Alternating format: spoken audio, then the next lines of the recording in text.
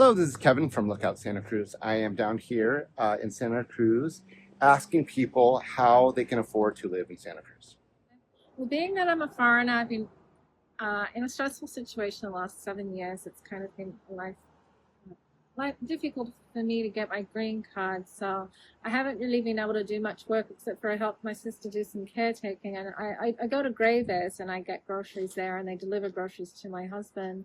And my husband, he's retired, so he gets his retirement Social Security.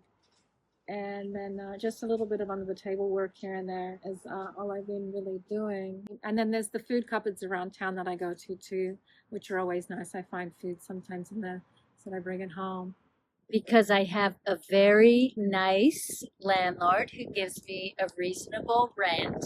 And were it not for that, I would probably move or even have to move. Yeah, so my wife and I both work at UC Santa Cruz, and so we also have family support. So we have my mother-in-law who offsets the childcare expenses. So we're just really lucky to be able. The reason we're able to live here is because of family support. Well, I will say that I'm like on two, possibly three jobs. Like it's two part-times, and then I've got my own solopreneurship that I want to build. And so, I suppose you would call that a hustle type thing, but while doing what you love at the same time. It's the hustle to make sure that you're raking in enough so that you're not, in a deficit every month. Yeah. I've lived in Santa Cruz for more than 3 decades. Becoming a first-time homeowner has become a challenge. We've always tried to wait until we were in a good position to buy.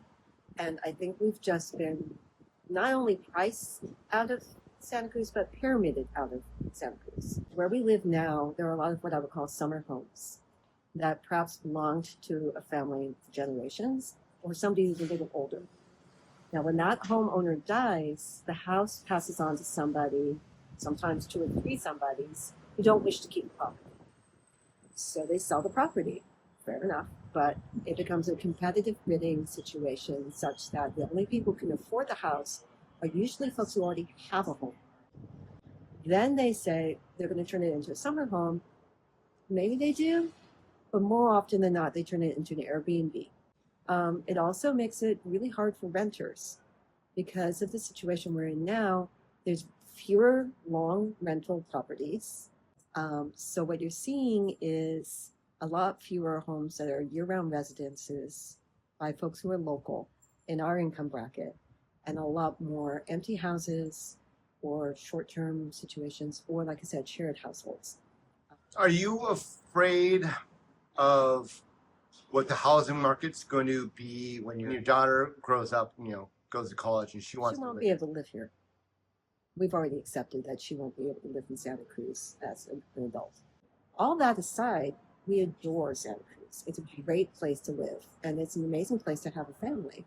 But I don't see a future for my daughter here.